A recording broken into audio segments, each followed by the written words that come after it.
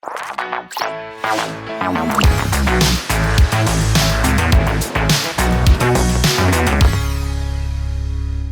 guys, welcome back to the after show portion of this podcast where we were discussing the topic of winter and what we would do in the winter. Thank you for being part of the Big Apple School community. And like we always say, share your comments with us so we can practice your English skills. And also check out the vocabulary list so you can definitely boost your vocabulary, which should be your priority when you're learning any language, is focusing on vocabulary. So winter. Chilly. Have you had any awkward situations connected to winter? So you sleep all the time on ice? Would you call? Oh, you slip. Yeah. Mm-hmm. It's cold. Yeah. In general, yeah. It's cold. It's I had an a awkward time. pretty big slip the other day. I was walking to the bus and I slipped right on my bum. Mm-hmm. And yeah, I had a big bruise on my butt, which was not too fun. The main reason was because the other day it was the weather was really crazy. It went to +2 and then -20 overnight. So all the snow had melted and then it froze up. And on the road itself, the surface was not level and you had all these bumpy, kind of slopes on the surface of the road, and I slipped right in the middle of the road, and a couple of men saw me. In the middle of the road or the sidewalk? It was actually, it's a residential road, and the sidewalk or the pavement had too much snow on it. So I just thought, okay, let's just walk in the road. It wasn't like it was like a private residential road, if you understand what I mean. And I slipped up. I was really proud. How are you right now? It's still hurt. I need to have special care for it's a delicate for my area. bruised bum. Yes. Have you had any slips this year or last year? Nope. Well done. We had together, I guess, last year. Oh yeah. Yeah, I remember that when we finished our lessons at school, like 9:30. Yeah. The weather was like -30, 35. Yeah. And the pavement was slippery. Oh yeah. You remember that? I remember. Yeah, but together. Yeah. Oh, you slipped on a pavement. Yeah. Oh. Did you go down? Yeah. Yeah. I remember that. Yeah. The worst thing is walking upstairs when you when it's Walking freezing. down may be even worse. Actually, probably right. You have to hold on to the handrail. Oh, and that doesn't always work because I've slipped a lot of times. I've kept track every year. And this first year here were the most slips. I slipped 7 times. And I was holding on to the handrail, but that was not enough because I just twisted and still slipped. And that was when I slipped supine, right flat on my back. Do you want to explain supine? Yeah, flat on your back. Where your head is back, you're on your back. It's even a new word for me. So supine. Yeah, S-U-P-I-N-E, supine. Interesting. Yeah, flat on your back. It was horrible. And I got up swearing. I was just so pissed. Yeah. And then I have fallen just stepping up on a curb. That was my first year as well. And I slipped and I fell on my hands and knees. Yeah. I've slipped and I've landed on my side. I've landed in a snow pile. And like you, on your bum, as you could say. Yeah. But. Oh, and the worst, I remember last year, I slipped 4 times. And it was in December, and it was a muddy, sandy, snowy. And I was slipping and sliding on the sidewalks and just went down to my side on that hard concrete. It was horrible. I can't imagine walking around if you have a broken leg or if you can't walk. How do disabled people move around snowy areas? I have rods and pins in my leg. Of course you do, yeah. And I need an extra I need to be careful, extra careful while I'm walking. So, and does it freeze up? Yeah, sometimes. It gets kind of cold, doesn't it? That metal gets cold. Yeah, I feel the cold inside my bone. Yeah. Also, can you feel like the actual pins getting frozen? Yeah. Interesting.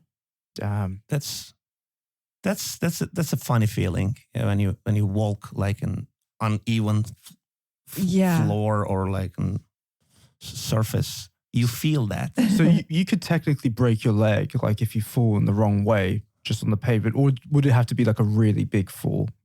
Yeah, that needs to be a big fall, plus there needs to be something between pavement and my leg to be broken again.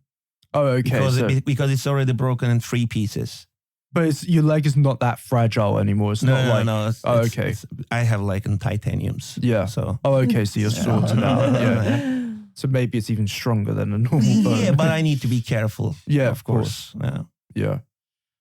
So what can you do to mitigate the problems of slippery surfaces? So first of all, you have to wear the right boots. Yeah, that's essential. What boots do you wear? The one with the so you can see like it's a good grippy sole. Yeah. So that's like essential. Yeah.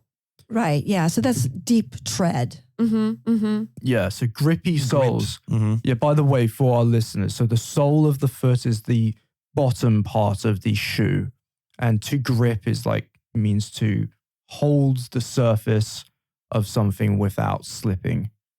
Or extra spikes you can add. Yes, I've seen the spikes in the shops actually.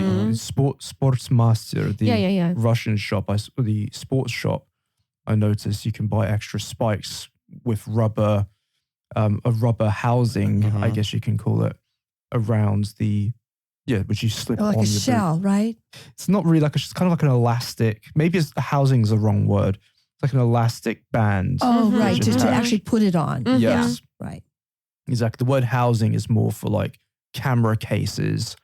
Like for instance, if you have a GoPro, I think you can... mobile phone. Or mobile phone, yeah. Maybe not for mobile phones, but it's kind of like that. It's like a case for something, like a housing. Have you ever bought spikes for your shoes? No, really. I think it's just, it's more for sports, but not for everyday life. Like people who go to the mountains, they usually buy that. But I don't really think you need it in real life.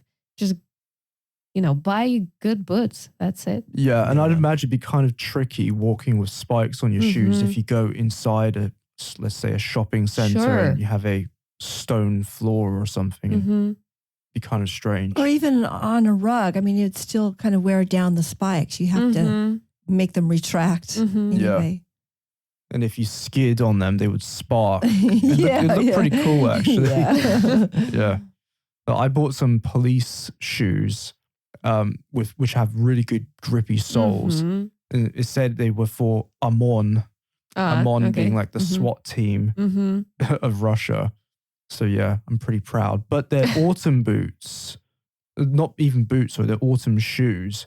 And my wife's mum criticized me for for wearing these shoes. Because it's too cold outside. But it's comfortable for you to just wear them. I love them. I love them because they're really grippy. But I wear really thick socks. Yeah, same. My mum bought me some really nice socks before I came socks, here, and they are, I think they're called seal skins. They're not made of seals, but they're called seal skins because they kind of insulate your feet, and they if your feet get wet, or if your shoes get wet, your feet won't get wet, which is good. So yeah, I have police shoes. Do you have police shoes? I don't have police shoes, but this year I got a really good pair of boots. I didn't have good guidance when I first got here, so I had no idea. I didn't know anything about boots. And so I had bought a really comfortable pair that the shop assistant said that would be good. And it turned out that they were not good. And I spent the whole winter really miserable. And then at the end, I was walking with some students to celebrate and after their graduation of our course, and we were having trouble walking. I had trouble walking, and they said, "Let me see your boots." I said, "You can't wear those boots. These are horrible." And I'd gone the whole winter. So the next winter, I did get a better pair, much better.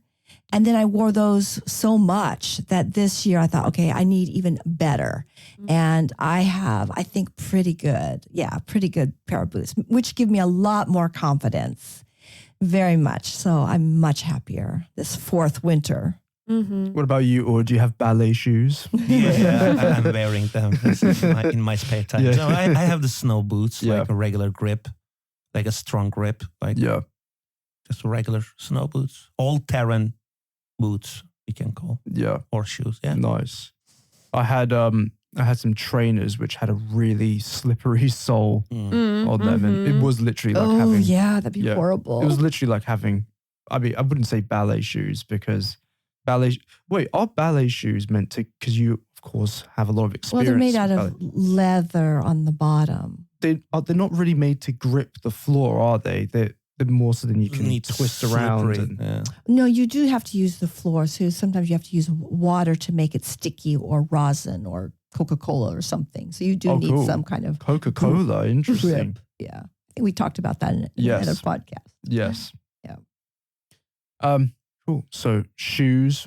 What about your coats? I have a really, really warm coat. It's not real leather, but looks like kind of real leather. It's really puffy on the inside. It's really hot. I could not believe how well it retains the heat. What kind of jackets do you have, or coats? Puffy one, the same, but I don't really think that, leather is like the best option here. But I don't know, like people wear different stuff. So, but I prefer to buy just, puffy coats so that it's really big and it keeps the warm inside. Does it have feathers? You mean, like, do you know what a down jacket is? I don't remember. I have to check. Well, down jacket, I think it's where they have Goose weather? goose feathers inside them. Yeah. Nowadays we have like more, I don't know even how to explain that. It's like different so it's not made of goose or anything like Some that. artificial. Yeah, because it's material, yeah. Nowadays it's like artificial. It's like modern type of what do you call that? Down jacket. Down Yeah. jacket, right? Like Mhm. so in Russian we say biopuch, but Yeah. like- Bio feathers. I guess Bio fluff. so. Yeah. Yeah. So Okay, so they're not real. So that'd be really Yeah. good. Yeah, That's really yeah, nice yeah, to yeah. know. So I have a jacket which actually has this type of feather. Yeah. Well, fur obviously is a big part of traditional Siberian culture, but Yeah. less and less people wear fur jackets now. Mhm. If you wear a fur jacket in Europe, you might get activists who throw Oh, paint on the good. jacket. Yeah, right.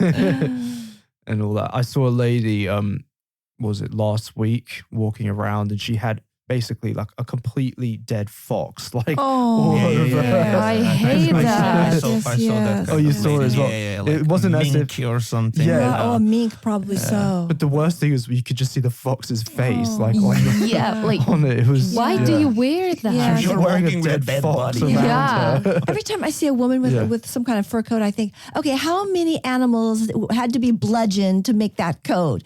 15, 16, 20. Are you happy now? The chinchillas ones are the worst because they're the Apparently sweetest, they puffiest are, and so animals. they're wearing it. They're happy to wear that, I guess. Oh They yeah, like they're it, huh? proud of. Well, some of them say, "Oh, I love animals. That's why I wear fur coat." Yeah, the logic kind of. After I pet them, I kill them. Put my coat I on. think that if you're going to wear a fur coat, then you have to bludgeon it yourself. You have to kill it yourself and see all the suffering. All the adorable little chinchillas. Yeah, okay, there they are. They're cute. Go ahead, kill them. You want a coat? There it is. Yeah. Keep yourself warm. Animal, yeah. Why not? Yeah. I would like to have a fur coat that's faux fur, and I have a big sign in the back, like proudly faux fur or something that makes sure that everyone knows it's not real. Yeah. I mean, I hate to say fur coats do look pretty cool. They do. I mean, They they're do look pretty damn beautiful. cool. I mean, every time I see one, I say, "Oh, it's so beautiful." But then we say it would look better on the fox. It would look better on the animal. It doesn't That- belong. to It you, doesn't yeah. belong to you. Yeah. Yes. I mean, if I lived in a more primitive age, then okay, fair enough. Go get yourself a polar bear and, and Or put on the polar mammoth. bear, or else you're going to die. Oh, yeah. Yeah, you die You without die, it. but Yeah. I guess Mhm. now people- Nowadays, we have we don't need it. synthetic Because I technology. didn't Right. know that. Because I didn't know that there were so many puffy jackets that had synthetic Mhm. material, and I was so afraid to buy another jacket because I wasn't sure what's in there. No, So, it's yeah. absolutely like that. Yeah, that's really nice to know. Mhm. Another thing, well, not to get too personal, but I wear thermal underwear, Same here. and you can't survive in We call them long johns. yeah, long johns, exactly, Yeah. long johns. And I'm so happy I brought some here before yeah. I came. I'm wearing There'd be no way that you can just wear Only jeans jeans or and No, no, no. underwear Mhm. and Yeah. boxer shorts. It would just be yeah. yeah. Tidy whities or something. You've got Exactly. to have something. But the problem is if you get inside, when you come inside, then it gets too hot. Oh, yeah. That's the other problem. But it's better than freezing Agreed. your legs off outside. So yeah. Another topic that's interesting is driving in the winter. We talked about driving before in previous podcasts, but it's good to cover this topic again, especially when we're talking about winter. I don't believe you have a driving license, do you? Yeah. How do your relatives start the car in the winter? Well, some of them don't even use car in the winter because, cars break down a lot and you have to change the tires and it's really expensive. So some of them just put it in a garage or, warm place so that, you don't have to use I it. love driving. It's such a fun thing, but it'd be such a stress having a car Right. Mm-hmm. in Siberia. But so many people, of course, drive. I mean, if you see how much traffic there is in Novosibirsk, it's a testament to Right. how Mm-hmm. many people have cars. But what do you do in the winter? Like it's 30 minutes before you go. You have to start the car and Yeah. wait with the Like an car. auto ignition, right? Yeah. So a lot of people I've seen have Mhm. auto ignition, yeah, Uh-huh. Mm-hmm. which is connected to their car alarm. Car But alarm, new this is good, cars, yeah. like in regular climate, you're not supposed to warm up a car anymore. That's really old fashioned. So are you saying that you're supposed to warm up a car here? Absolutely, It's yeah. You minus have 40. to. and- Yeah. and it's Mhm. cold start. But It's I've called heard cold that start. people actually like sleep with their battery. They have to undo their battery and then sleep with it and then reattach Them it. warm. Mm. Well, even though cars are more modern, of course, they still can't withstand such cold Mhm, temperatures sure. and everything freezes up inside the engine. I'm not a mechanic or anything, but liquids do freeze Mm-hmm. and parts do have their limits, and Mhm. especially electronic parts as well. They're quite flimsy, so to speak. So I've heard of a lot of people having to start their car 30 minutes, even Right. longer Mhm. sometimes.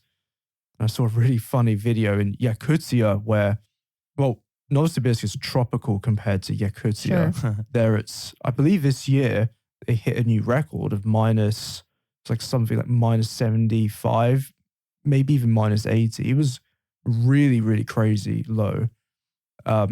And people have to sometimes put a fire underneath their under car. the car and Yeah. the truck. Wow. I've seen it in here last year. You saw Yeah, it? it was a Kamaz truck, very old No one. way. It was a dump truck, Yeah. and it didn't start. And the guys tried to just heat it up, Oh, and I was, no. "What are you guys doing? Are you going to explode the truck or Oh my something?" God. And then I understood they were trying to heat up the diesel That's so cool. fuel. So Yeah, it's kind of thicker than the Yeah. leaded one, I guess. That's yeah, why. you're right. Yeah, Yeah. because it is thicker. Yeah. And No then, way. it was my first So time. what that did I they said- do? They made a campfire like underneath the They truck? put like a camper. How do we call it? Like camper stove? Yeah. camp stove kind Yeah. of thing, but a bigger one. Yeah, And they placed it under the fuel tank. yeah.